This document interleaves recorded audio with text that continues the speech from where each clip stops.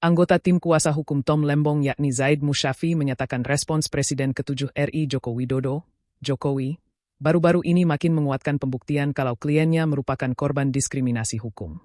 Pasalnya, kata dia, pernyataan Jokowi soal adanya arahan Presiden pada setiap kebijakan di kementerian termasuk impor gula, baru keluar setelah Tom Lembong mendapatkan abolisi dari Presiden RI Prabowo Subianto.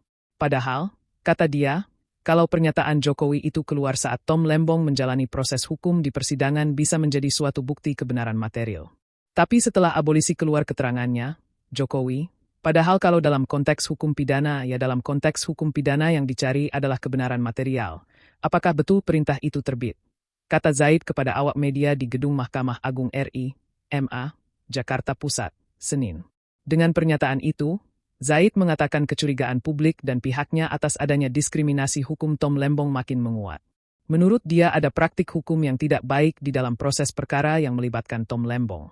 Nah, dengan diakuinya perintah itu terbit maka kecurigaan atau dugaan masyarakat dan kita semua khususnya kami tim hukum bahwasannya ini ada praktik penegakan hukum yang tidak baik dan benar dan cenderung diskriminasi ini bisa jadi terbukti, kata dia.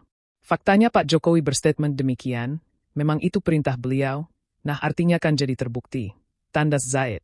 Presiden ke-7 RI Joko Widodo, Jokowi, memberikan respons terhadap perkara mantan Menteri Perdagangan RI, Mendak, Thomas Trikasih Lembong alias Tom Lembong yang kini sudah menerima abolisi dari Presiden RI Prabowo Subianto. Dalam perkara itu, Tom disebut melakukan tindak pidana korupsi impor gula saat menjabat sebagai Mendak di periode 2015 hingga 2016 atau di periode pertama Jokowi memimpin sebagai Presiden RI. Terhadap hal ini Jokowi menyatakan, sejatinya setiap arah kebijakan memang datang dari seorang presiden dalam hal ini dirinya. Namun, tanggung jawab terhadap pelaksanaan teknis tetap berada di kementerian. Ya seluruh kebijakan negara itu dari presiden. Siapapun presidennya. Tapi untuk teknisnya itu ada di kementerian.